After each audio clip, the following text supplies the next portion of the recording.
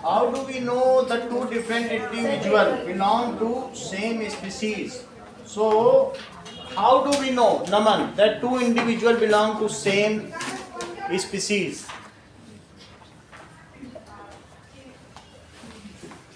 Riya, Abhishek. If two individuals interbreed to produce viable young ones, then it is said that they are of same species. अगर मैं viable word नहीं लगाता तो क्या वो same species के तब भी होते? जैसे एग्जांपल दो. ये करेक्ट है. जैसे horse and donkey, they interbreed to produce mule. गधा और घोड़ा आपस में निषेचन करके खच्चर का जन्म देते हैं, इसलिए वे एक ही प्रजाति के नहीं हुए. सही बात है कि नहीं? बहुत इंटेलिजेंट है, आपको बता दिया इन्होंने. So if two members interbreed, अभी दे रहे हैं. If two members interbreed to produce, sentence पूरा करो.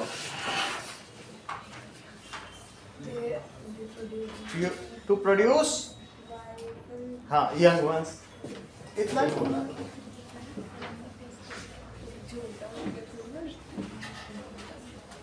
Young ones, then these are said to be of same species. जैसे कि अगर आप देखें हॉर्स एंड म्यूल आ सकता है example. Horse and donkey interbreed to produce mule, but mule can not produce something. वो जिसको जन्म देते हैं वो किसी और को जन्म नहीं दे सकता. खच्चर से कुछ नहीं पैदा होता है. तो इसलिए for example horse and donkey interbreed तो करते हैं, but these produce mule. Mule का क्या मतलब होता है? खच्चर, जो बोझा ढोने के काम में आता है. खच्चर. इसी से श्रीनगर में जाओगे तो सोनमार्ग सब जगह इसी से खच्चर से ही हुआ. ठीक है. Mule produce mule which do not produce. ठीक है. विच आर इनफर्टाइल भी कह सकते हो. Which do not produce young one. तो सर इतने सारे खच्चर कहां से लाते हैं? गधे घोड़े से. सो सेंटेंस पूरा करो. So they are not of the same species. सही. So दे मत लगाया करो. डंकी इसलिए दीज लगाया है, अब तुम दे लगा रही हो. घोड़े को सम्मान दो, गधे को अपमान दो. जो लोअर नेचर के हैं उनके लिए दे अगर लगाया जाता तो लायन, एलिफेंट और घोड़ा सिर्फ 3 के लिए दे लगता है, तो और किसी प्रजाति के लिए नहीं लगता. सही है. उनमें दीज ईट ये सब है. So these are not of same species. अगला उत्तर दीजिए. Second question. In a bisexual flower, in spite of the young stamens being removed artificially, अगर हमने bisexual flower है तो त्रिशु मान लीजिए मैंने इस bisexual flower में ये stamens हैं और हमने इनको artificially remove कर दिया, इनको कट कर दिया. ठीक है ना. अब देखिए तो remove the fruit, flower becomes fruit, provide a suitable explanation for the above situation. मान लीजिए हमने बाइसेक्सुअल फ्लावर में ये चीज रिमूव कर दी, तो इसमें फिर भी इसके अंदर क्या होगा, ओव्यूल, और ओव्यूल के अंदर क्या होगा, ओवम। तो ये बताएं, इनको रिमूव कर दिया है तब भी नमन इसमें फ्रूट डेवलप हो गया, तो क्या रीजन हो सकता है? Abhishek, cross pollination. yes, they may get pollinated, these flowers। अगर इसको मैंने हटा दिया तो flowers में get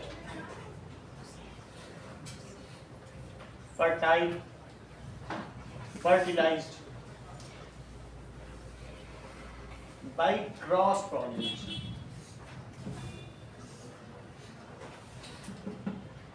किसी और फ्लावर का सेम स्पीसीज का हो जाए। अब मान लो कोई स्टेमन ही ना मिले, दिया क्रॉस में भी आसपास है, तुमने तो पूरे गांव शहर के उजाड़ डाले सारे स्टेमन तक के, और फिर भी फ्रूट बन गया। ये ठीक कह रहे हैं, पार्थेनोकार्पी, बड़ी बात कही अर्चिता ने। दैट इज ऐसे, उसमें क्या होता है, ये देखो, किसी भी, तुमने ये देखा था कि ये सब क्या होते हैं, बोलो, एंटीपोडल सेल्स, दो सिनर्जिक सेल्स होते हैं, एक एग सेल होता है, एग होता है, और बीच में दो पोलर न्यूक्लियाई होती हैं, और यहाँ से पॉलन आता है, उसमें जाता है कहीं पर, एक सिनर्जिक सेल को हटाते हुए अंदर चला जाता है। मान लीजिए इसके पास कुछ भी ना हो, तो ये दोनों अगर आपस में बढ़ के एंडोस्पर्मी बना दें, उसको कहते हैं सीडलेस फ्रूट। जैसे होता नहीं, कोई स्त्री बांझ माँ होती है, इनफर्टाइल लेडी, उसी तरीके से इनफर्टाइल फ्रूट है parthenocarpy. If fruits are growth without using embryo, embryoless, अगर फ्रूट बढ़ जाए, ओवरी बढ़ती चली जाए, और क्या बताओ उसमें फर्टिलाइजेशन हुआ नहीं, so such condition is known as parthenocarpy. क्या बोलेंगे, समझ आया? उसका डेवलपमेंट हो गया लेकिन उसके अंदर सीड नहीं बना है, तो वो कुछ काम में नहीं आएगा, बस खा सकते हो उसको। देखो इस चीज को, बाकी इसका आंसर यही है, लिख लो। If ovary enlarges and become fruit without fertilization, fertilization ही नहीं हुआ, तो क्या होगा, it is called parthenocarpy. such seedless fruits are non-viable, मुझे कुछ पाया नहीं जा सकता, ठीक है? such seedless fruits are non-viable। अगले प्रश्न पे आइए। That is now third, mention the role of tail in sperm। Divya, move करने के लिए। yes, it makes the sperm motile।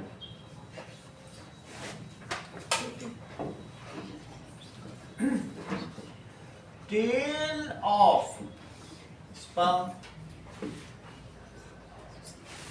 makes gamete motile in female reproductive tract।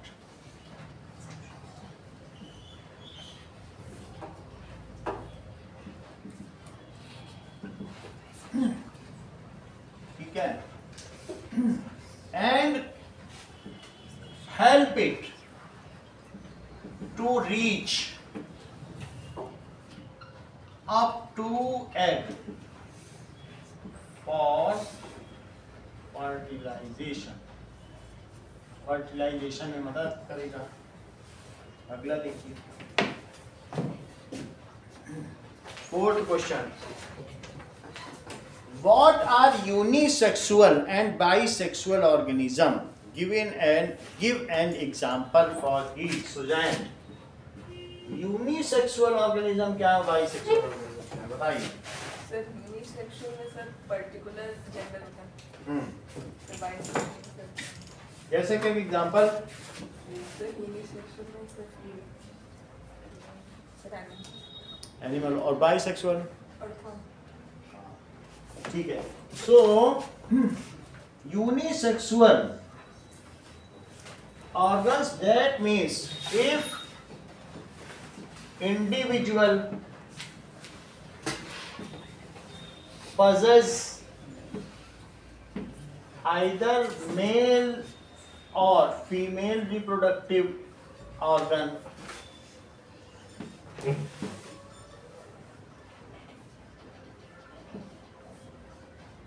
then it is unisexual. जैसे unisexual plant में कौन सा हो जाएगा, papaya, papaya के अलावा भी कोई है। और unisexual organism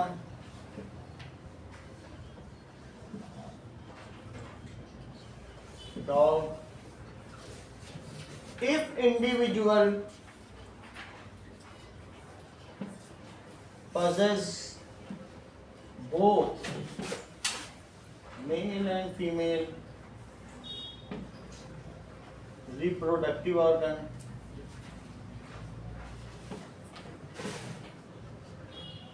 for example unisexual, bisexual plant, Divya कौन सा है?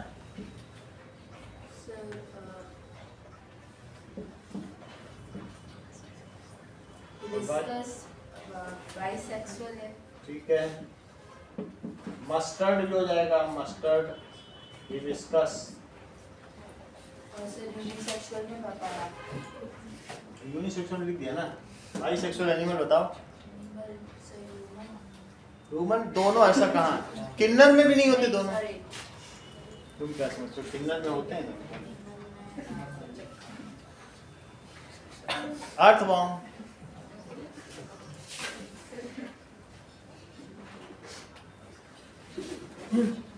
अगला देखो।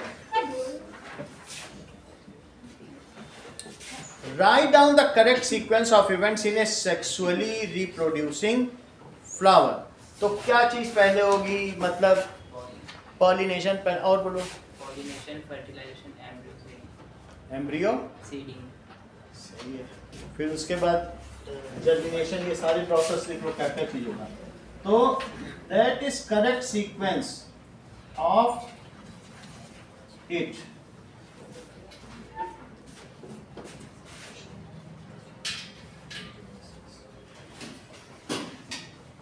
देखो अब जो करना हो, जेनेसिस आप ऐसे लिख सकते हो, गैमीटोजेनेसिस यानी फॉर्मेशन ऑफ पॉलन एंड, ये सब पता है क्या, किसने आंसर कि क्या छोटी मोटी, इनको तो पता है सब, पार्थेनोथेनोकार्पी तुरंत बता रहे हैं, इसलिए हंस रहे कि क्या नॉर्मल चीज पढ़ा रहे हैं हम, इतने बड़े नहीं। और कोई बात बताओ, तुम ही बताओ आगे का। गेमेटोजेनेसिस, गेमेटोजेनेसिस का क्या मतलब है? Gamete formation. Gamete formation, formation of pollen and egg, ठीक है कि नहीं? तो formation of pollen and egg. दूसरी चीज क्या होगी? दैट इज जब इनका बनना हो जाएगा, फिर उसके बाद शिव शर्मा ने बताया पॉलिनेशन होगा। पॉलिनेशन, पॉलिनेशन के बाद क्या होगा? फर्टिलाइजेशन होगा। फर्टिलाइजेशन हो जाएगा। फर्टिलाइजेशन के बाद क्या होगा? एम्ब्रियोजेनेसिस। क्या होगा? पहले गेमेटोजेनेसिस हुई, फर्टिलाइजेशन के बाद क्या वो कुछ दिनों में एम्ब्रियो बन जाएगा? जैसे हम लोगों में 7 दिन में एम्ब्रियो बन जाता है, 6 दिन में, वैसे उनमें भी तो होगा एम्ब्रियो और एंडोस्पर्म बनेगा कि नहीं? तो दैट इज, उसे क्या कहेंगे? यही चीज जो बीच में है। तो यहाँ पर क्या होगा बताइए? एक इसके साथ मिलेगा, एग के साथ, और एग के साथ एक जब यहाँ पर जनरेटिव न्यूक्लियस मिल जाएगा, तो ये क्या बन जाएगा? एम्ब्रियो। और यहाँ पर एक ऊपर जाएगा, इसके साथ मिलेगा मेल न्यूक्लियस, वेजिटेटिव न्यूक्लियस, तो ये क्या बनेगा बताओ, ये डिजनरेट हो जाएंगे, ये क्या बनेगा, एंडोस्पर्म। तो ये दोनों चीजें होंगी, ये फ्यूचर फ्लूइड है जिसे कोटिलिडन कहते हैं, और ये सीड है, फ्यूचर सीड। तो दूसरी चीज क्या हुई बताइए, एम्ब्रियोजेनेसिस। ये एम्ब्रियो यहाँ जब मिलके बनेगा तो क्या होगा, एम्ब्रियोजेनेसिस। एम्ब्रियोजेनेसिस के बाद क्या होगा, फॉर्मेशन ऑफ सीड हो जाएगा, सीड का बनना। आफ्टर दैट क्या होगा, सीड फॉर्मेशन। सीड फॉर्मेशन के बाद क्या होगा, दैट इज अगला स्टेप क्या होगा टिश्यू, सीड बन जाएगा। बोलो आप, that is germination of seed, germination of seed. Seed germinate हो गया, फिर इसके बाद दैट इज उसकी ग्रोथ होगी। तो सबसे पहले कौन सी ग्रोथ होगी, वेजिटेटिव ग्रोथ होगी। फिर कौन सी ग्रोथ होगी, फिर फ्लावर्स आएंगे, रिप्रोडक्टिव ग्रोथ होगी। फिर क्या होगा बताइए, दैट इज वेजिटेटिव ग्रोथ। और फिर रिप्रोडक्टिव ग्रोथ। और फिर रिप्रोडक्टिव ग्रोथ के बाद क्या आएंगे, दैट इज रिप्रोडक्टिव ग्रोथ हो जाएगी। और उसके बाद क्या होंगे, फॉर्मेशन ऑफ फ्रूट्स। फिर तो सीड आ ही जाएगा, ये कमिंग ऑफ फ्लावर्स। अगर तुम रिप्रोडक्टिव ग्रोथ कह रहे हो तो तुम इसके साथ इसको रिकंसाइल कर सकते हो, सही है। इसकी इतने सारे तुमने स्टेप बताए शिव शर्मा, इसमें से इसकी हैप्लॉइडिक स्टेज कौन सी है और डाइप्लॉइडिक कौन सी, बोलो दिव्या, इसमें इसकी हैप्लॉइडिक कौन सी है,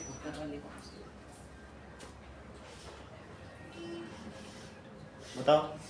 सर गैमेटोजेनेसिस के टाइम हैप्लॉइड हो गया, हैप्लॉइडिक हो जाएगा, अदरवाइज ये सब पूरा क्या है, ये डाइप्लॉइडिक चल रही, ठीक है कि नहीं। अगला क्वेश्चन देखें। Now an interesting modification of flower shape for insect pollination occurs in some orchids in which a male insect mistakes the pattern on the orchid flower for the female of this species and tries to copulate with it, thereby pollinating the flower. What type of pollination is this? Copulation का क्या मतलब है, coming together and lay side by side of opposite gender, it is known as copulation. तो ये pre condition है meeting से पहले की, that is copulation. तो एक मेल इंसेक्ट है, वो सोचता है ये जो फ्लावर है ये उसका स्टिग्मा है, ये तो फीमेल इंसेक्ट है, जबकि होता नहीं है, और वो उसके साथ इंटेंगल करता है स्टिग्मा के साथ। लेकिन उसी दौरान वो कहीं किसी उसके पंखों में पॉलेंस लगे, तो क्या वो अपने जो पॉलेंस है वो स्टिग्मा के ऊपर डाल देगा। तो ये इसे आप किस तरीके का पॉलिनेशन कहेंगे,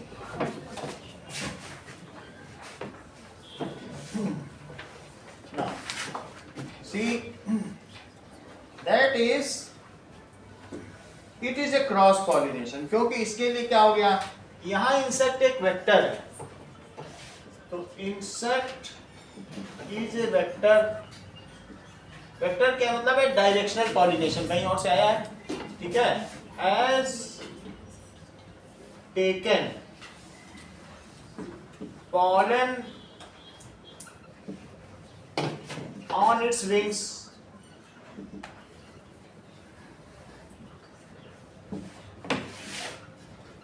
which may stick over stigma, so it is क्या हो जाएगा, क्रॉस पॉलिनेशन।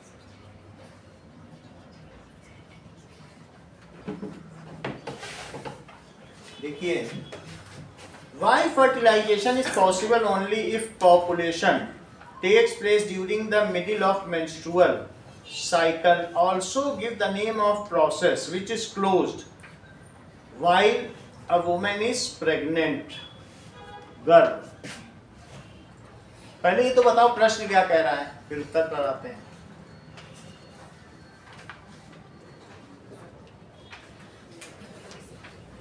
हाँ बोलो मृत्युंजय, प्रश्न नहीं समझ पाते हो 10th के प्रश्न? चलो कोई बात नहीं। हाँ बताइए सुजैन क्या कह रहा है? Fertilization is only possible if copulation takes place during middle of menstrual cycle. यानी इन्होंने बताया फर्टिलाइजेशन तभी हो सकता है जब मिडिल ऑफ मेंस्ट्रुअल साइकिल में कॉपुलेशन किया जाए फिर मीटिंग की जाए। Laying side by side is known as copulation and that is inserting sperm is known as mating. इतनी बात ठीक है।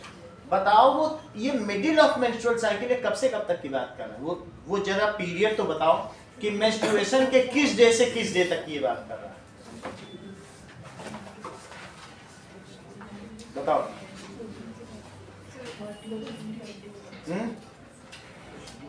बोलो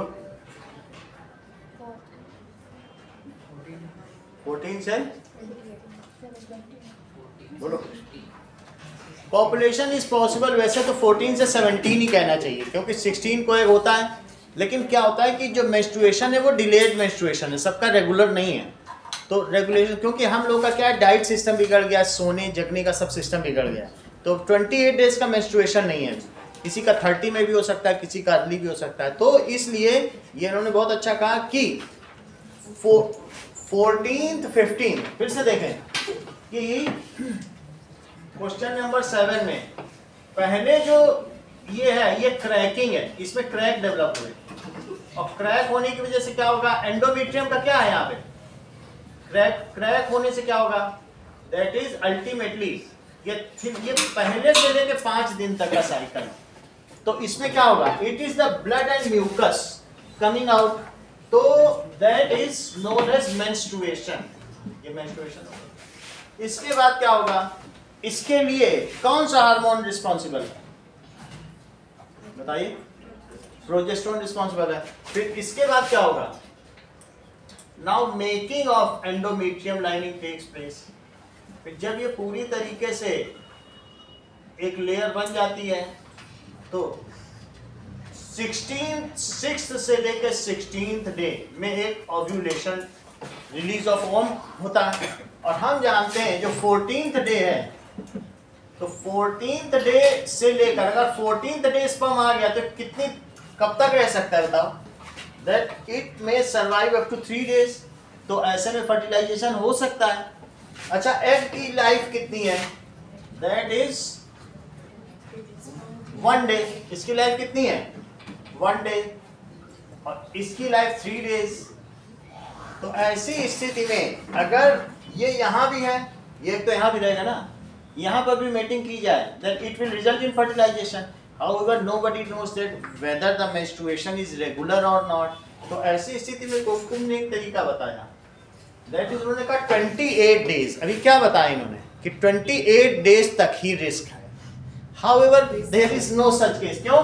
क्योंकि अगर क्रैक्स इन डेवलप हो जाए 2-4 दिन डिलेड हो सकता है, लेकिन ऐसा नहीं हो सकता कि बहुत डिलेड हो रहा है 40 दिन 45 दिन, तो फिर बर्गर ही खाता होगा वो तभी इतना डिलेड अदरवाइज होता नहीं है। जब नेचुरल फूड खाएगा तो नहीं डिलेड होगा 2-4 दिन डिलेड होगा। अब इसमें देखिए कुमकुम कहती हैं कि अगर ये क्रैक भी हो तो भी संभावना है। तो ऐसे में जब एक बार क्रैक्स डेवलप हो जाते हैं इट इज अनफिट, फिर क्या होता है बताइए? और ऐसा भी कुछ नहीं हो सकता। आप ये कह सकते हैं मिडिल ऑफ मेंस्ट्रुएशन साइकिल में तो हम इसका जस्टिफिकेशन लिखते हैं कि 14 से लेकर 20 दिन तक it is the most fertile viable period, there are the more chances of pregnancy. ठीक है, सब सारी चीजें लिखें। बात तो समझ में आ गई ना? क्रैक होने लगे, क्रैक 7-8 दिन तक रहते हैं, ये बात तो मालूम होगी ना। और फिर ये निकल जाते, फिर यहाँ पे थोड़ी ना कुछ होगा। चलिए now as ovulation takes place on, एक बार इसको नेट में देखें, इसमें 14th डे लिखा, जबकि और बुक में 16 लिखा है, नेट करते हैं।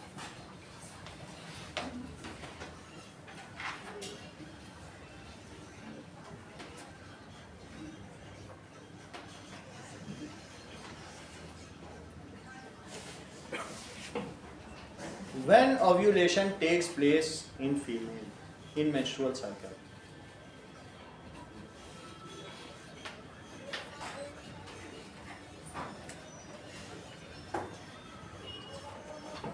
which day of the menstrual cycle ovulation takes place?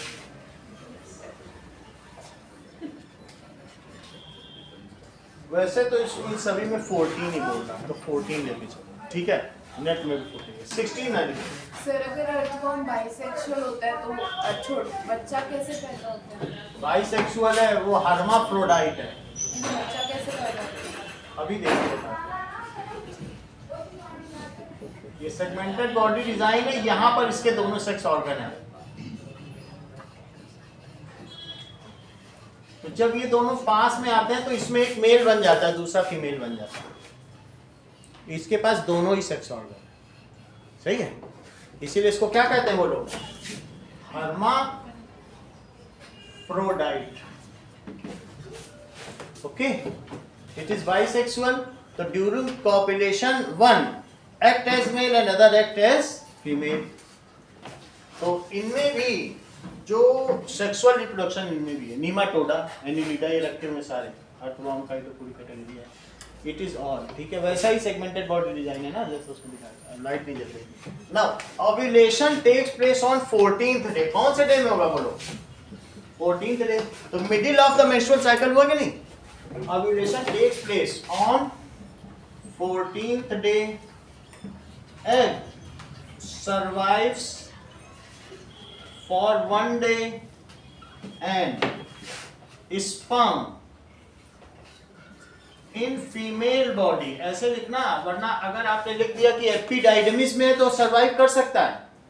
Epididymis में स्पर्म तो जब तक एजुकेट नहीं होता तब तक वो सरवाइव करे, लेकिन अगर फीमेल बॉडी में तो 3 दिन।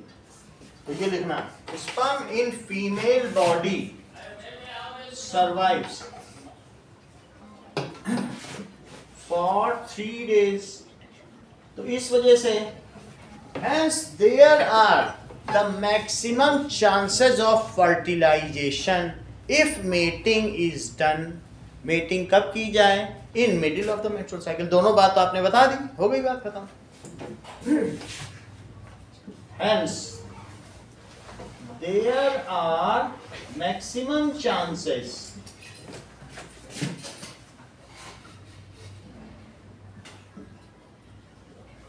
of fertilization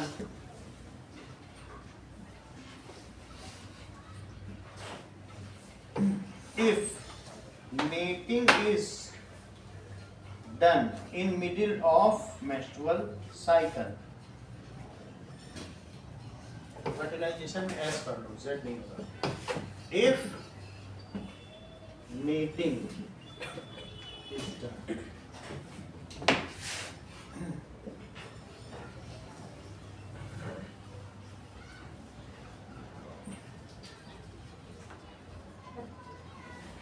चलो अगला क्वेश्चन देखो।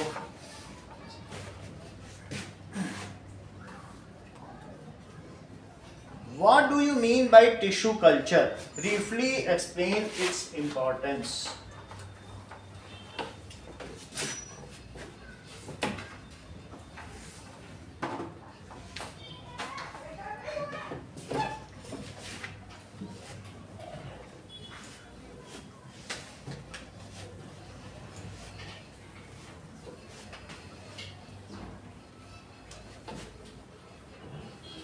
Okay. So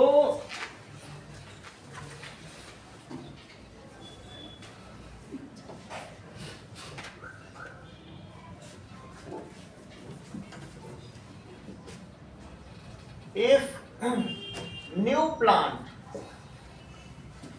is grown from, ये किससे किया जाए? From tissue, मेरिस्टेमेटिक टिश्यू या newly growing parts of plants. समझ आई बात कि नहीं? उसे मेरिस्टेमेटिक टिश्यू कहते हैं कि नहीं? If new plants is grown from that is meristematic tissue, that is newly grown parts. Newly grown parts कौन से हो सकते हैं? जैसे शूट टिप, ऐसा हो सकता है। सर हाँ यहाँ थर्ड लाइन में क्या बताओ। Maximum chances of fertilization if mating is done during middle of menstruation. ठीक है, चलिए तो इसमें क्या किया जाएगा बताइए। इसमें एक और है, इसमें give the name of the process which is closed while a woman is pregnant। Which is close, तो क्या होगा जब वुमेन प्रेग्नेंट है तो उसका मेंस्ट्रुएशन नहीं होगा। इसमें और भी लिखते हैं कि ऐसी स्थिति में क्या होगा, the menstruation that is bleeding में वही चीज पूरी समाप्त हो जाएगी, कोई मेंस्ट्रुअल साइकिल ही समाप्त हो जाएगा, कुछ भी नहीं होगा, उसकी कोई न्यू लाइनिंग तो बनेगी नहीं। साइकिल का मतलब पूरा प्रोसेस, बनना और बिगड़ना, that is making and cracking. तो आप ये क्या लिखेंगे बताइए कि मेंस्ट्रुअल साइकिल विल स्टॉप, ये लिखना ज्यादा अच्छा है, उसी साइकिल का हिस्सा ही तो मेंस्ट्रुएशन है, तो ऐसा लिखते हैं। During pregnancy menstrual cycle will stop.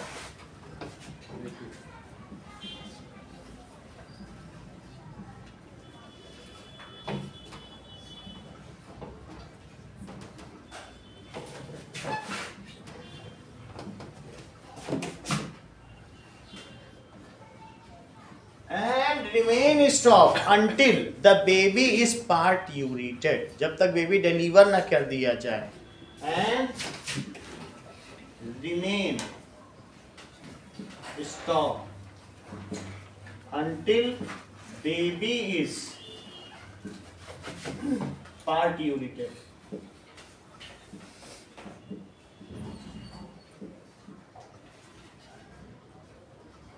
The period during which baby get develops in mother's womb, it is called Chandrashekhar. जिस समय माँ के गर्भ में बच्चा जन्म बढ़ता रहता है उस पीरियड को क्या कहते हो, बताओ बताओ। जेस्टेशन पीरियड, इसे क्या कहते हैं, तो 9 months का जेस्टेशन पीरियड। ठीक है, ये सब बताया हुआ है इस टिश्यू कल्चर। इसमें क्या करेंगे बताइए, meristematic tissue is taken from plant और उसको आगार मीडियम में हम इन विट्रो फर्टिलाइजेशन करते हैं। इन विट्रो फर्टिलाइजेशन से क्या समझती हो, इन विवो फर्टिलाइजेशन और इन सीटू फर्टिलाइजेशन, 3 तरीके के फर्टिलाइजेशन, इन तीनों का मतलब था। आईवीएफ तो तुम जानती हो, लेकिन इन विट्रो भी है, इन विवो और इन सीटू, तीनों लैटिन नेम। अभी बताया, ये सब बताया हुआ है इसी रिप्रोडक्शन चैप्टर में। फर्टिलाइजेशन और इन विवो फर्टिलाइजेशन और इन सीटू फर्टिलाइजेशन, इसको कहते हैं आईवीएफ टेक्निक। विट्रो का मतलब होता है lab condition, lab condition, lab में हो, और इसी वजह से लैब कंडीशन में अगर तुमने क्या किया, जब ये देख लीजिए 8th में पढ़ा था, लेकिन फिर से ध्यान दिला दें क्योंकि वो फिर से जो 8th में पढ़ा है वो 12th में पढ़ोगे, और जो 10th में पढ़ोगे वही 12th में पढ़ोगे। 8th में पढ़ चुके हो, अब 10th में फिर वही पढ़ रहे हो। वहाँ आईवीएफ टेक्निक की अलग से एक मार्जिन में लिखा हुआ था ना, हेडिंग, तो वहां पे क्या था बताओ, जब टेस्ट ट्यूब में क्या चीज डाली जाती होगी बताओ, बोलो। बहुत अच्छा, इन्होंने बताया, दोनों ने सही बताया। इन्होंने भी कहा कि सर एम्ब्रियो डालिएगा, स्पर्म और ओवम ना डालिएगा, बहुत बड़ी बात है। ये सब पढ़े लिखे बच्चे हैं। कितनी बात समझ आई? इसमें होता क्या है कि फीमेल की बॉडी में कई बार यहाँ पे ऐसा होता है कि बार बार यहाँ पे जाइगोट बनेगा। जाइगोट के 6 दिन बाद क्या बनता है, बोलो जाइगोट के 6 दिन बाद क्या बनेगा, एम्ब्रियो। ये जब यहाँ आएगा तो ऐसे ऐसे 1 से 2, 2 से 4, 4 से 8, 8 से 16, 16 से 32 और ऐसे लेकर के 256 8 फोल्ड डिवीजन होगा, तब उसे एम्ब्रियो कहा जाएगा। यहाँ पर जाइगोट है, और ऐसा कितने दिन में हो जाएगा, 1 से 2, 2 से 4, माइटोसिस हो रही 6 दिन में, तो क्या बन जाएगा। और एम्ब्रियो को किस में प्लांट कर दिया जाए, इसमें डाल दो। तो इसमें किसे भेजा बोलो, एम्ब्रियो है। ये कितने सेल्स हुए बोलो, 256। इसे क्या कहा जाएगा? एम्ब्रियो। व्हेन इट बिकम्स, ये क्या हो जाएगा बताइए? अब इसमें ये चीज बढ़ जाएगा टेस्ट ट्यूब बेबी, तो इसी को फिर से इसमें इम्प्लांट करा जाएगा, या अगर इम्प्लांट नहीं होता फिर सैरोगेट मदर हायर की जाती है। भाई नहीं लोग करना चाहते हैं, क्योंकि प्रेगनेंसी से भी क्या होता है, चेहरे की चमक चली जाती है, तो फिर लोग बहुत सारे हीरोइन सैरोगेट मदर हायर करते हैं, किसी दूसरे लेडी का वॉर्म हायर करते हैं कि भाई हमारे बच्चे को पैदा कर दो। सबको करने देती है। पैसा लेगी, उसके लिए बहुत पैसा लेते हैं आजकल, तो बहुत देशों में, भारत में भी ये चलन चल गया सैरोगेट मदर। समझ में आ गई बात कि नहीं? कि रहेंगे जो हस्बैंड वाइफ का ही स्पर्म और ओवम है, उसमें उसका कुछ भी डीएनए नहीं, सिर्फ उसे इम्प्लांटेशन के लिए, ठीक है। इम्प्लांटेशन हो गया तो फिर वो बड़ा होकर फीटस बनेगा। लेकिन तुम आईवीएफ टेक्निक समझे क्या होता है? In vitro fertilization. जैसा एम्ब्रियो इसमें डाल दिया और फिर जैसे न्यूट्रिशनल मीडियम में इसे बढ़ा क्या। इन वीवो का मतलब क्या होता है? हम लोग विवी पेरस है, मदर्स वॉम्ब में बच्चा बढ़े तो कहेंगे इन वीवो हो रहा, और कोई और बच्चा कहेंगे तुम तो इन विट्रो पैदा हो, टेस्ट ट्यूब में पैदा हो, तुम तो डेलिकेट हो, हम तो इन वीवो है, माँ का दूध पिया। ऐसा बोलते हैं कि नहीं? इन वीवो समझ में आ गया? इन सीटू का क्या मतलब? पूछो, क्या पूछना चाहती हो? मतलब सरोगेसी से जो बच्चा होता है फिर वो दूध कैसे पीता है? वही, जैसे ही बच्चा पार्ट यूरिटेड है तो इस तरीके के कन्वर्शंस एंड कॉन्ट्रैक्शंस होंगे निपल्स में कि दूध निकल ही आएगा। सरोगेसी तो निकल गया। कोई भी जो बच्चा डिलीवर करेगा तो ये तो दूध होगा, उससे थोड़ी कि नहीं हमारी माँ तो वो थी वहीं निकलेगा, वहाँ थोड़ी ना। जो बच्चा देगा तो बॉडी चेंजेस है ना, उसी के साथ वो एक घंटे भी उसे भूखा नहीं रहा, 1 मिनट भी नहीं, बस डिलीवर हुआ नहीं कि दूध आ गया। नहीं, तो बच्चा जब तक वही रहता है जब तक दूध पीता है। पक्का। और सरोगेसी जो लेता है उसमें बहुत कुछ साइन होता है, बहुत ज्यादा हैवी चार्जेस हैं सरोगेसी, बहुत ज्यादा चार्जेस है। ये करीब 10 लाख 15 लाख चार्ज देते हैं लोग। कई लोग क्लेम भी करते हैं, तो अभी हमारा जो सुप्रीम कोर्ट है ना, इस मामले में अभी भी फिक्स पोजीशन में कि उस मदर को वो क्लेम करने आगे नहीं हमारे ही बच्चा, हम तो नहीं देंगे। बड़े बड़े लोगों ने किया 10 लाख तो हम नहीं देंगे, माँ का प्यार आ जाता है। तो ऐसी स्थिति में अभी भी supreme court is in fix condition, ये केसेस अभी पेंडिंग है। कुछ तो दे देते हैं, हुआ कुछ नहीं दे देते। समझ में आ गई बात? तो अभी हमने आपको 3 तरीके के फर्टिलाइजेशन बताए। इन वीवो समझ में आ गया, इन विट्रो समझ में आया। विट्रो, वीवो का मतलब है मदर्स वॉर्म, विवीपेरस और ओवीपेरस तो जानते हो ना, तो इसका क्या मतलब है? Mother's warm. टेस्ट ट्यूब में ना हो, टेस्ट ट्यूब में सिर्फ एम्ब्रियो से 4-5 हफ्ते बढ़ना होता है, फिर उसके बाद जितने भी यहाँ एग गिरते हैं, तुमको मालूम है एग गिरने पे सिर्फ 40% चांसेस हैं। ये कभी ना समझना कि फर्टिलाइजेशन हो गया तो फिर वो प्रेगनेंसी ठहरेगी, वो कई बार ऐसा होता है या इम्प्लांट नहीं होता, ऐसा होता है। समझ में आई? कई बार जब हो जाएगा इम्प्लांट तो ही बच्चा फिर बढ़ेगा, अदरवाइज वो जो बना हुआ एम्ब्रियो वो गिर जाएगा, चला ही जाएगा। सही है? तो अब ये तीसरा क्या है? In situ, that is fertilization at site. गेहूं खेत में डाला होगा, दैट इज इन सीटू। कुछ होता है लैब कंडीशन में, लैब कंडीशन में कराया जाए तो टिश्यू कल्चर, और सीधा तुमने खेत में उगा दिया कोई चीज तो उसे क्या कहेंगे? At site, in situ. समझ में आ गई बात? तो इसे क्या कहेंगे? At site. तो तीनों चीजें। अब हम बात करने जा रहे हैं टिश्यू कल्चर की। इसमें कैलस क्या होता है, आगार मीडियम क्या होता है, और कैसे कैलस से हम पौधों को बढ़ाते हैं, इन सब चीजों को देखो। सर,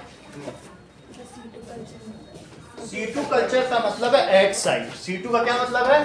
कि खेतों में गेहूं डाल दिया, कोई लैब की जरूरत नहीं है, साइट पर जहां पर उगाना है वहीं डालो बीज, वहीं उग जाए। ये पौधों में होता है। चलिए, so if plants are grown, कहां से ग्रो किए जाए?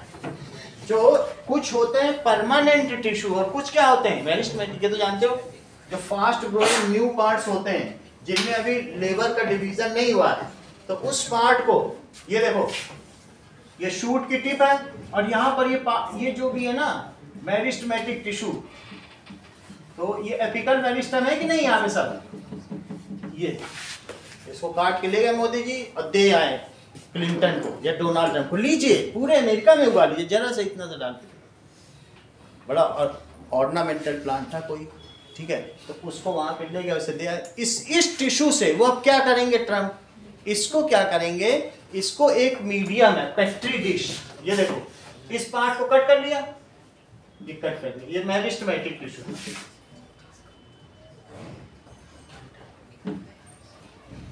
इसको इन्होंने एक ऐसा मीडियम पेट्री डिश, इसमें AgBr सिल्वर ब्रोमाइड जिसे आगार मीडियम कहते हैं, तुम चाहो तो और कोई भी दूसरा न्यूट्रिशन ले सकते हो।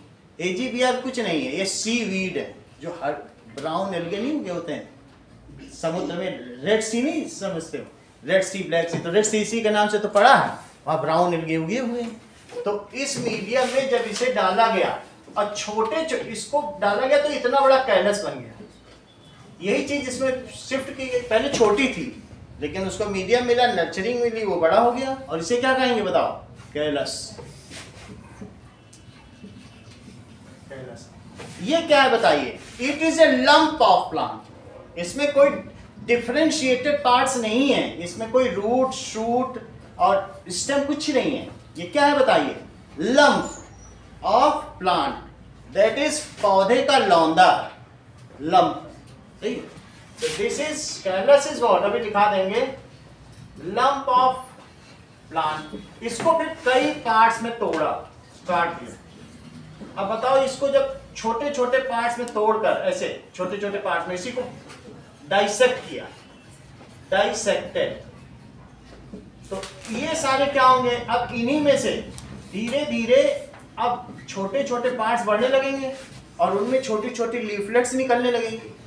तो अभी भी इसको बाहर नहीं ले जाएंगे, now it is kept in soil media under controlled condition. अभी कैसे बाहर कर दें, अभी नहीं कर सकते ना, जब ये ठीक तरीके से सैपलिंग्स न बन जाए तब इन्हें इन सीटू में ले जाएंगे, साइड ले जाएंगे। अभी इसको क्या किया जाएगा, पूरा टिश्यू कल्चर 10 मिनट में आप YouTube में देखेंगे तो आप देखेंगे कि सब इनको अलग अलग अब एक ट्रे में सीड, ये सीड ट्रे है, फिर ये ऐसे बहुत सारी पत्तियां उगाएंगी और फिर क्या किया जाएगा, ये बढ़ते बढ़ते ये सीड ट्रे, और फिर उसके बाद इसको क्या किया जाएगा, बड़े बड़े खेतों में जहाँ पेड़ पौधे हैं उसमें यहाँ पे इनका रोपण कर दिया जाएगा।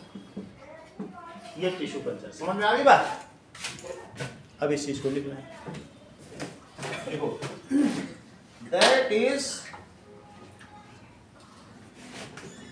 this is a process in which a meristematic tissue or cell is grown into a callus. In this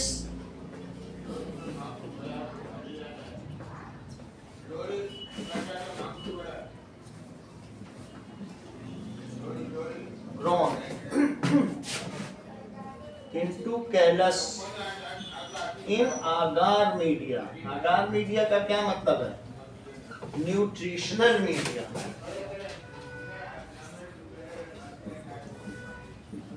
it is cut into many parts. Dissection का क्या मतलब है, काटना। It is cut into many parts and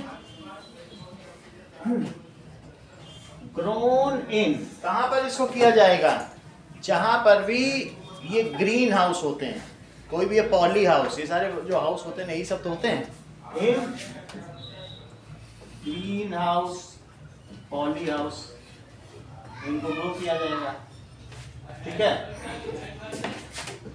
until saplings, इसमें किसी seed की जरूरत ही नहीं है, अंटिल सैपलिंग्स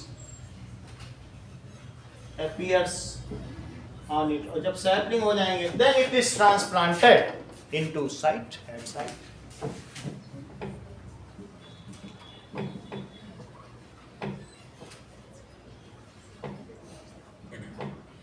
और एक एक पौधा, अब समझो एक छोटे से कैलस से रबर का ऊपर काट, जो बायोटेक्नोलॉजी कर रहे हैं उसको बढ़ाएंगे, 500-500 रुपए का बिक रहा है, ऑनलाइन देख लो, अमेजन में रबर प्लांट ले लो, एक एक कितने अच्छे अच्छे पौधे हैं, 500-500 रुपए की कीमत करने वाले का।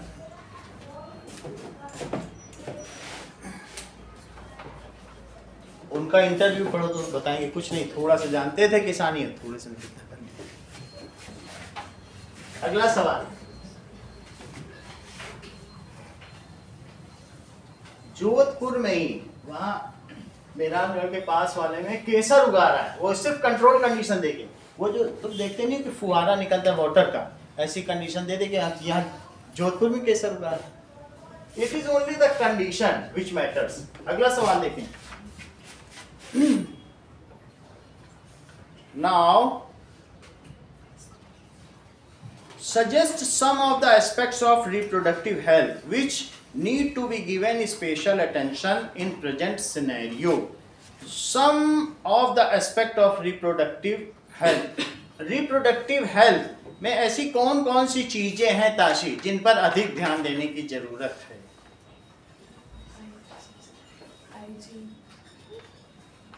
हाइजीन और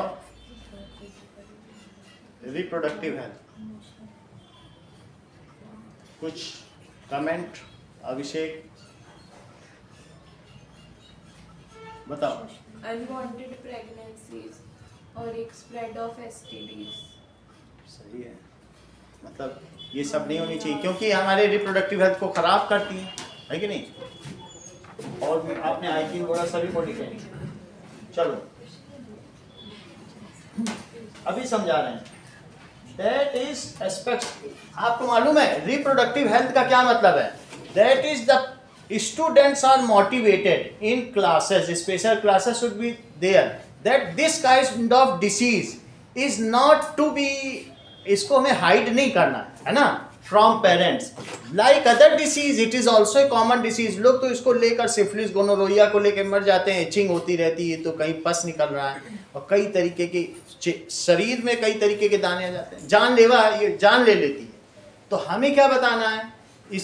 students are to be educated, sex education is to be given in school, ठीक है, सो दैट सच का if any disease appears it is not a matter of shame, it can be treated and it should not be lethal। ऐसा ना हो कि वो उसके लिए जानलेवा हो जाए छोटी सी चीज। सही बात है कि नहीं? तो पहला पॉइंट क्या है? अगर हमें किसी को रिप्रोडक्टिवली हेल्दी बनाना है, ये हस्बैंड वाइफ में झगड़ा हो जाता है, तलाक हो जाता है, वो कहेंगे तुम्हारी वजह से हमको बीमारी हो गई, हमारी वजह से तुमको भी, तुम्हारे पहले डिसीज थी, ये उसका ट्रीटमेंट हो सकता है और ले नहीं जाते किसी के पास, ये भी चेक करें। तो पहली प्रॉब्लम क्या है? That sex education is to be given in school. चलो 9th क्वेश्चन देखो। सो लाइक मेंटल हेल्थ जितनी इंपॉर्टेंट है, इसी तरीके से फिजिकल हेल्थ इंपॉर्टेंट है हमारे लिए, सोशल हेल्थ इंपॉर्टेंट है, उसी तरीके से रिप्रोडक्टिव हेल्थ भी इंपॉर्टेंट है। Mental health, social health and physical health are important in similar manner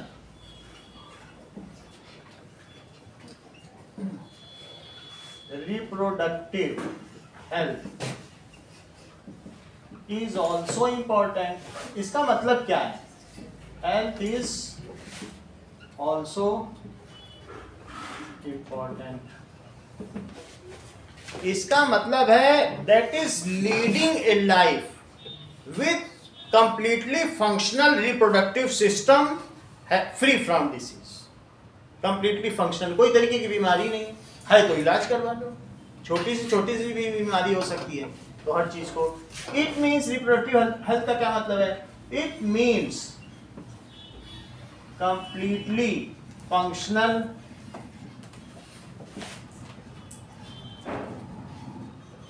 reproductive health।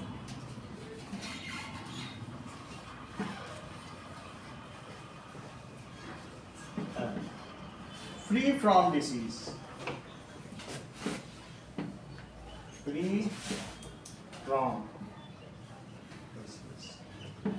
समझ में आ गई? तो लोगों को पता भी होना चाहिए कि क्या डिसीज होती है, फिर उसका कैसे इलाज। हाइड्रोसिल बड़ा हो गया, उसका इलाज कराओ। That means the size of scrotum enlarges 3 to 4 times, बढ़ता ही चला जा रहा है, इलाज कराइए। किसी का ब्रेस्ट साइज हो जा रहा है, इलाज कराइए। बड़ा है तो इलाज कराइए, हर चीज का इलाज। लेकिन उसके लिए हम लोगों को जाना पड़ेगा, नहीं तो क्या है, मैरिड लाइफ गड़बड़ हो जाती है। ठीक है, तो पहला फैक्टर क्या बताया गया, इन्होंने बताया that is the sex education in school. Sex education in school, हमें इसके बारे में जानकारी देनी चाहिए। पेरेंट्स कई बार नहीं देते हैं जानकारी, तो स्कूल में तो दी जा सकती है, और यूरोपियन कंट्रीज में इस मामले में बहुत अच्छा है। अगला पॉइंट क्या है, ठीक है, next is awareness among reproductively active couple regarding the use of contraceptives. दूसरी चीज क्या है, that is use of contraceptives, awareness among the couples copulating,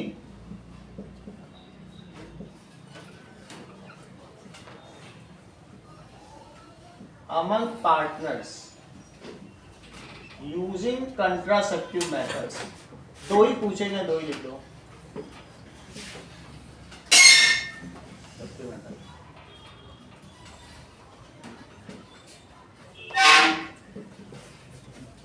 That is reproductive disease या abnormalities. It is not a matter of shame. It can be treated, so it should not be hard. ये भी बात समझ आ गई? तो 3 factor लिखो। Any STD are not matter of shame. So इसलिए social motivation and awareness is required.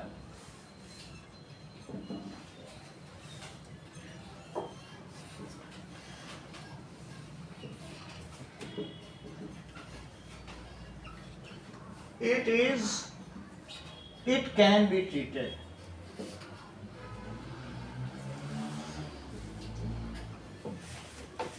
अगला देखिए, name the most widely used method of contraception. Explain how does it work. ये तो इस बार के पेपर में आया था ना।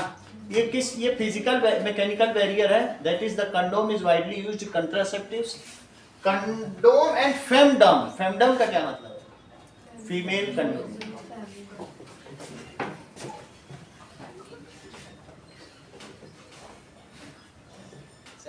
स्टेरिलाइजेशन भी तो हो सकता है। स्टेरिलाइजेशन पे वो परमानेंट सेसेशन ऑफ रिप्रोडक्टिव उसकी हेल्प हो जाएगी। सेसेशन वो नहीं, वाइडली नहीं है। चलिए, दैट इज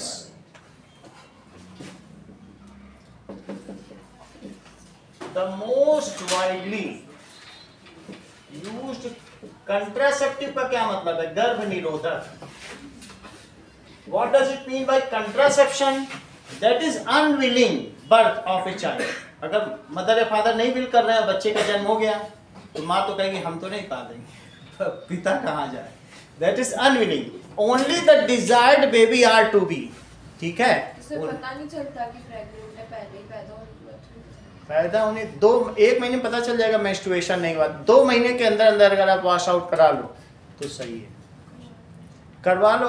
लोग तो देसी लोग, गांव के लोग हैं, वो क्या करते हैं, 50 ग्राम लौंग ला के उबाल लेते हैं, आधा ग्लास पानी रह जाए 1 ग्लास का, उसी को पिला देते हैं।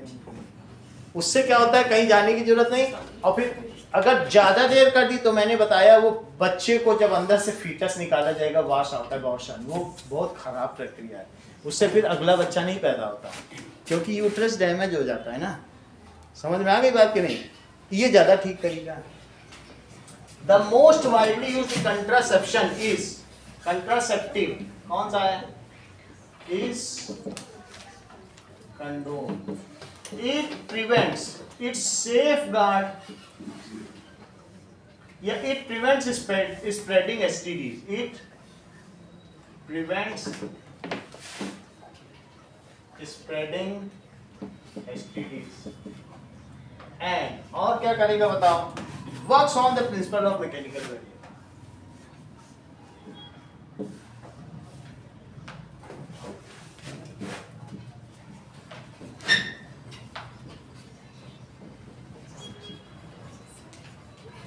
अगला देखिए, distinguish between reproduction in hydra and amoeba. तो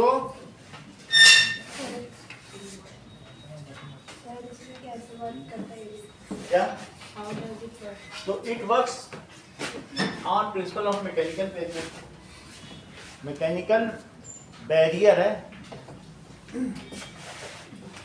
ये चीज है मैकेनिकल बैरियर, फिजिकल बैरियर है ना।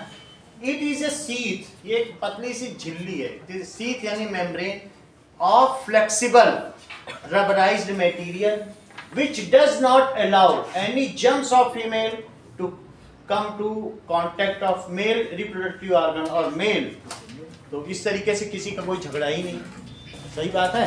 तो यही प्रिंसिपल क्या है, it is a sheath. Sheath का क्या मतलब है, thin membrane of rubberised material and works on mechanical. इतना और लिख लो, ये क्या है, इट इज जैसे तुम लोगों के फोन के पीछे सीथ होता है जो उसको प्रोटेक्ट करता है, तो सीथ का क्या मतलब है, झिल्ली।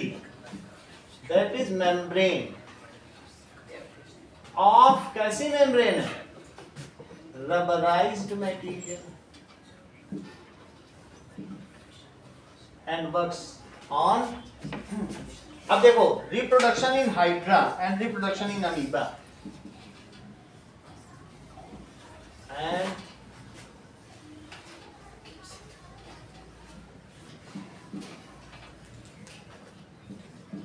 हाइड्रा कौन से दो तरीके से मृत्युंजय करता है,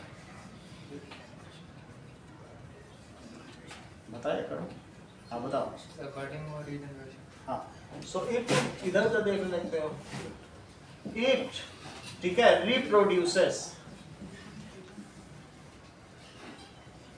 बाय बडिंग और रीजनरेशन।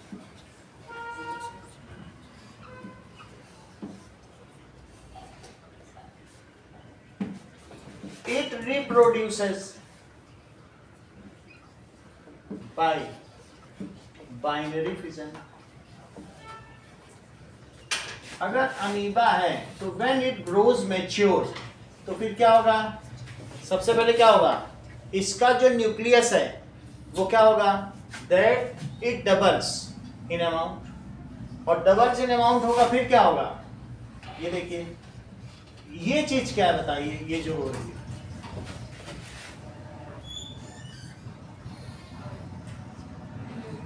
Correct, karyokinesis. कैरियन का क्या मतलब होता है, न्यूक्लियस।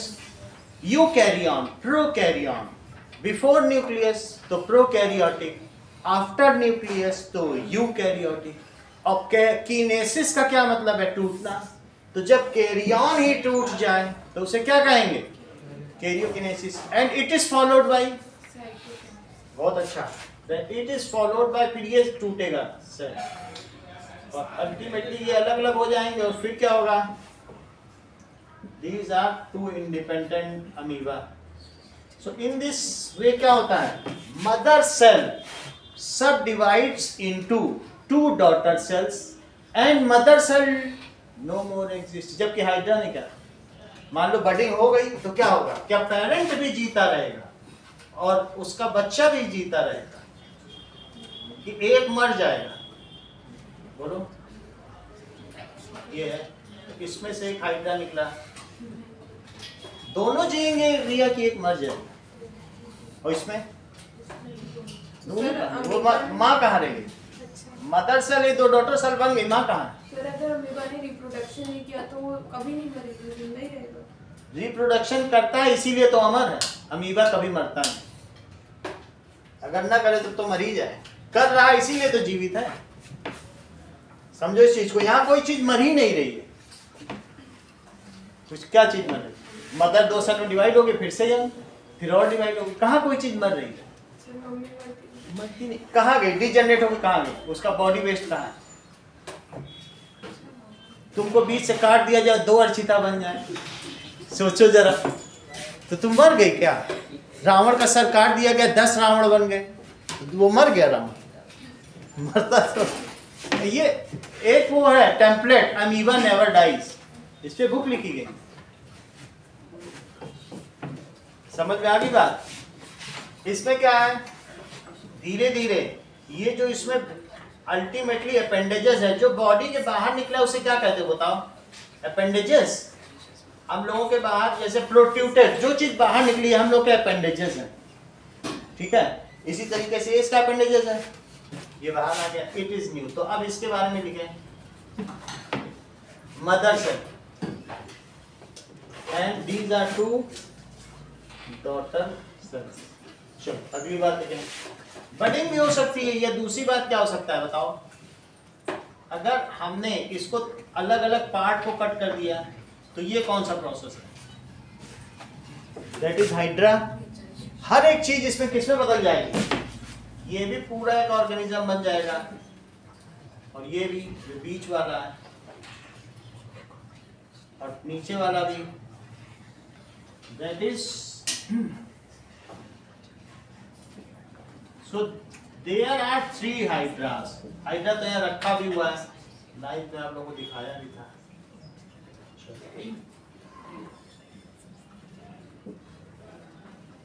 सही है, इसके बाद देखें, so there are 2 different process। पहला बडिंग दिखाया गया है और दूसरा क्या है? Regeneration. If it get cut into different parts, each part grows into a complete organism।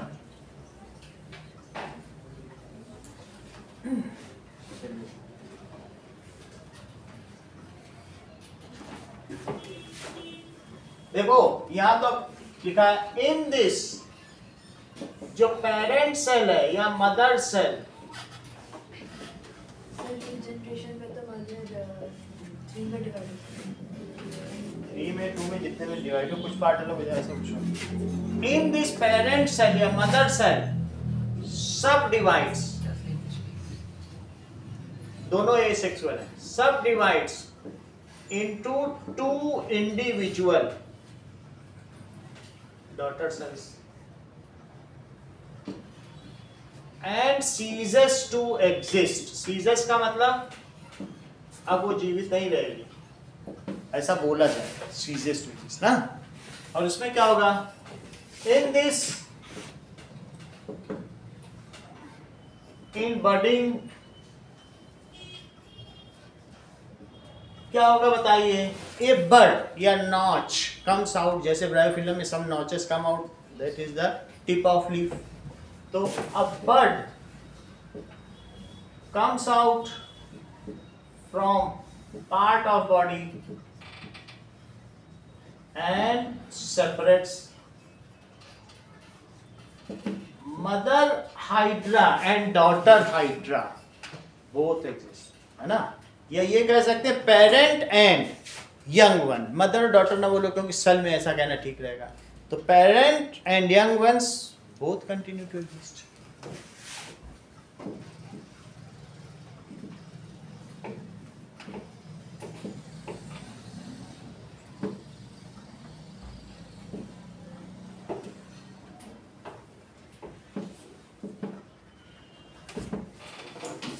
इसमें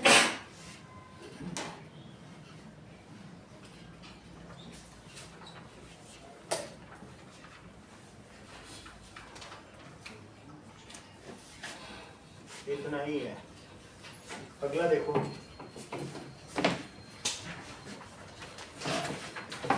एक और चीज लिखी है कि इसमें सेल डिवीजन अकर नहीं करता है, और इसमें सेल डिवीजन अकर करता है, इसमें सेल डिवीजन अकर नहीं करता। ये बात सही है। जब डिटैच हो रहा है तो डिटैच होने में सेल डिवीजन की जरूरत नहीं है, बस वो अलग हो। रीजनरेशन के बाद जब बनता है तो उसमें तो फिर वो सेल डिवीजन, इसीलिए ये पॉइंट हमने छुड़वा दिया, क्योंकि बीच प्रोसेस में तो सेल डिवीजन है, क्योंकि अदरवाइज कैसे होगा? इसमें लिखा है लेकिन वो ठीक नहीं है, वो समझा ही नहीं पाएंगे हम लोग कि कैसे, क्योंकि उस पूरे प्रोसेस में तो सेल डिवीजन हो ही रहा है ना। अगला लिखें, कितने नंबर का? 5 नंबर का है, और देख लें पॉइंट। ये तो कम है। Difference between reproduction in hydra and reproduction in amoeba.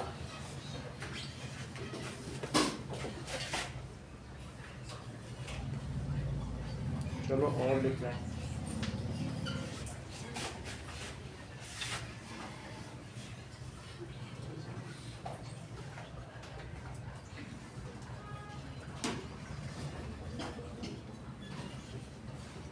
It takes place in unicellular organism. It takes place in multicellular. ऐसा नहीं.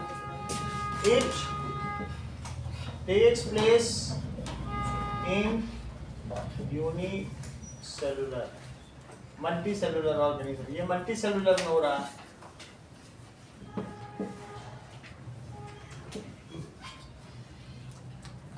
It takes place in unicellular organism.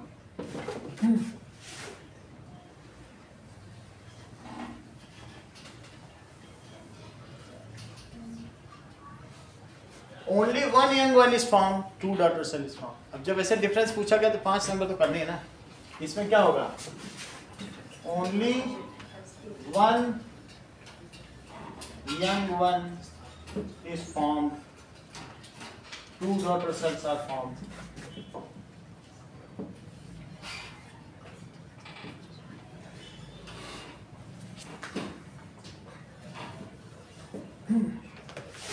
Okay.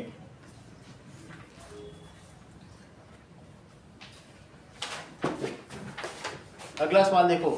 Draw a longitudinal section of flower and label the following. The part that produces pollen grain.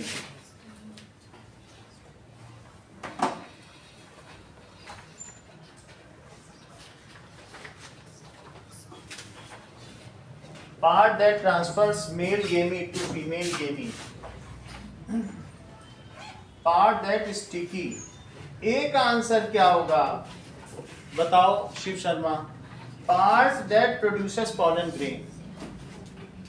जो pollen grain बनाता हो.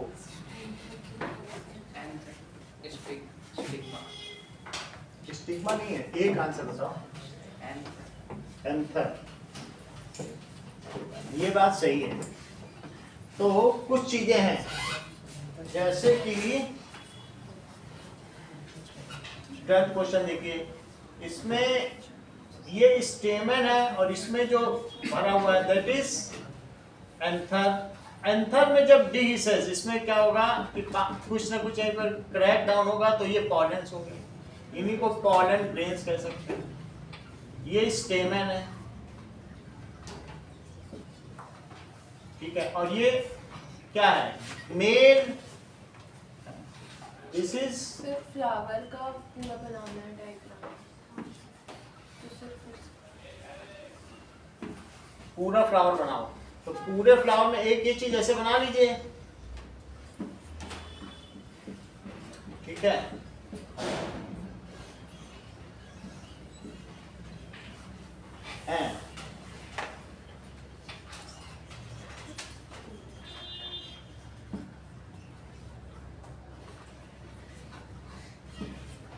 ये बताएं कि ये सारे पार्ट्स जिसमें अटैच होते हैं उसे क्या कहेंगे?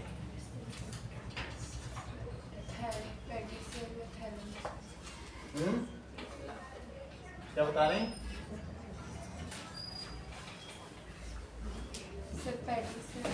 पेडिसेल ना. और दूसरा नाम क्या है? रिसेप्टिकल ना. रिसेप्टिकल. जो एप्पल खाते हैं वो क्या चीज है? क्या वो स्वॉलन ओवरी है? रिसेप्टिकल है. रिसेप्टिकल फूल के तभी तो वो उतना मीठा नहीं होता. रिसेप्टिकल फूल जाता है. तो what is grows as apple जब पूछा जाए तो रिसेप्टिकल. ठीक है. और उसी में जो ये सारे पार्ट्स हैं वो एप्पल में यहां धसे हुए हैं. रिसेप्टिकल फूल. चलिए अब जरा देखिए आगे क्या पूछा जा रहा है. पहले का एक आंसर क्या हो गया? Part that transfer male gamete to female gamete. बोलो क्या है जो ट्रांसफर करता हो मेल गेमीट इस पे गिरा pollen tube. तो that is it transfer it to female gamete. तो क्या पॉलन ट्यूब कहना ठीक रहेगा कि स्टाइल कहना ठीक रहेगा? क्या चीज ठीक है? पॉलन ट्यूब है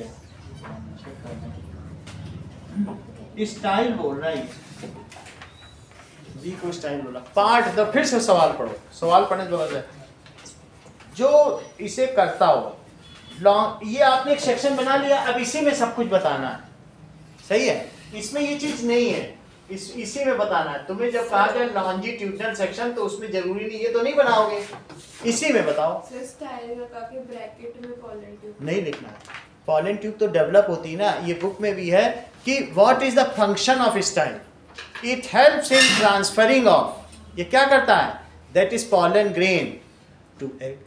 सर जो हमने सेट किया बिना pollen tube के थोड़ी ना जा पाया।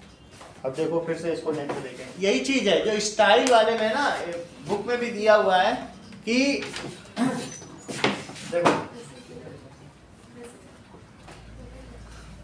वो तो बात सही है। What is the function of style in flowers reproductive system?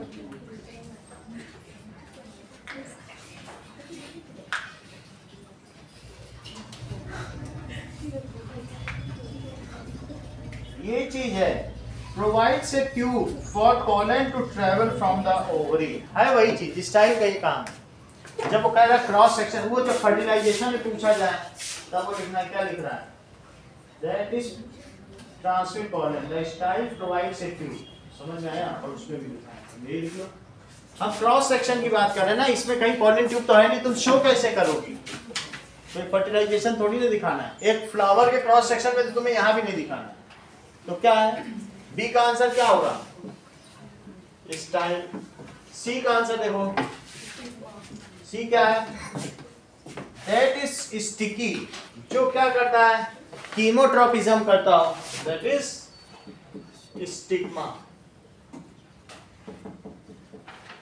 Next, part that develops into fruit, तो ovary. 13th question, list 2 advantages of growing grapes or banana plants through vegetative propagation। Dishita, अगर हम बनाना या ग्रेप को उगाते हैं vegetative propagation के सिर्फ 2 बताओ, 6 हैं, बताओ। पहला एडवांटेज बताइए करो, नमन।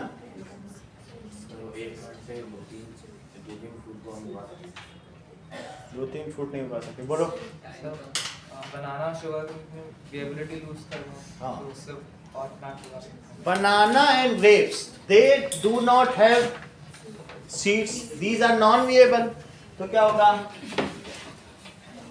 banana and grapes are non-viable, they have lost seed bearing capacity, उनमें अब सीड नहीं पैदा होता है, ठीक है, या सीड मेकिंग कैपेसिटी। तो इस वजह से क्या हो सकता है, so these only can be sown, ये किसके द्वारा उगाए जा सकते हैं, बाय वेजिटेटिव। अर्जिता एक और बताओ। सर रैपिड होता है, फ्लावर फ्रूट जल्दी आता है। Sir best time. ठीक है, these are vegetative propagation.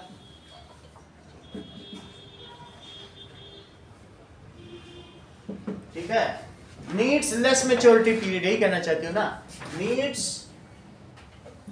Less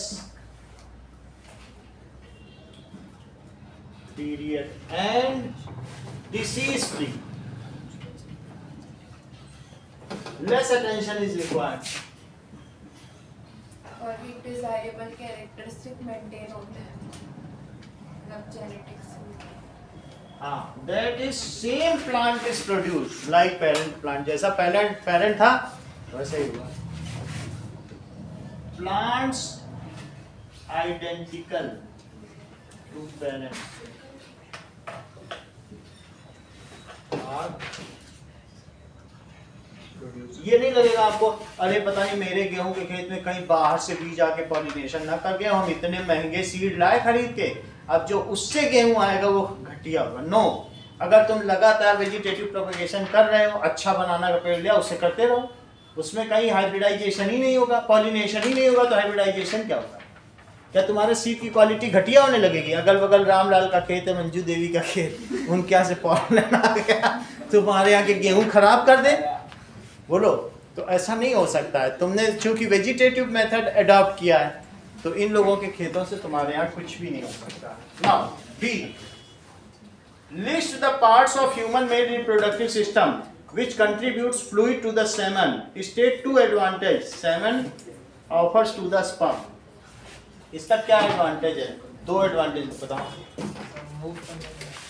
एक तो मूव करने में मदद करता है, मेक्स इट, इसको क्या करता है? मोबिलिटी देता है, न्यूट्रिशन देता है, और साथ में मोबिलिटी भी दे रहा है ना. एसिडिक एनवायरनमेंट से प्रोटेक्ट करता है. ये भी अच्छा है, ये बात सही है. That is in vagina there is acidic environment, और उससे ये स्पर्म को मरने से बच जाता है. ये भी नेट में लिखा हुआ है. सही है, ये तीसरी चीज भी बता दी, हमने बताई नहीं, लेकिन नैतिक ने भी आंसर में लिखा है. तो ये तीनों पॉइंट लिखो, बहुत अच्छे पॉइंट है. पहला कि इसका बी पार्ट लिखो कि that is prostate gland, prostate gland and seminal vesicle add nutrition. सिर्फ न्यूट्रिशन ही नहीं, lubrication to sperm. ये क्या करते हैं? नाउ जब ये मिल जाते हैं तो उसी स्पर्म को सेमेन कहने लगते हैं. Now it is called.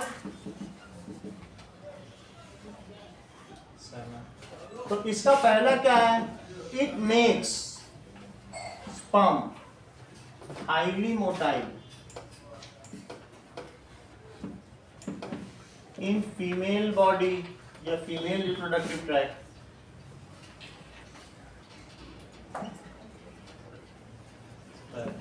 and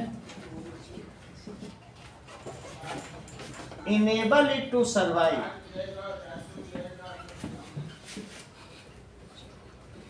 for 3 days. कहीं 2.5 days भी लिखा है. दूसरा इन्होंने बताया इट सेफगार्ड्स, ये बेसिक होता है नेचर में, एंड इट सेफगार्ड स्पर्म, ठीक है, from acidic medium of vagina या female reproductive. It is basic in nature and saves sperm from acidic medium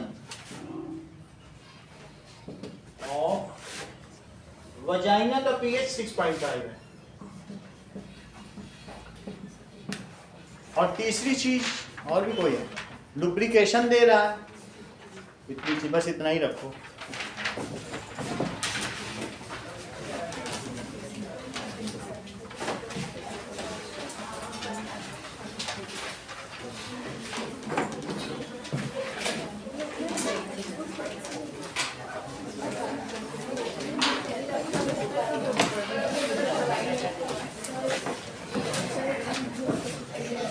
हाँ पूछिए.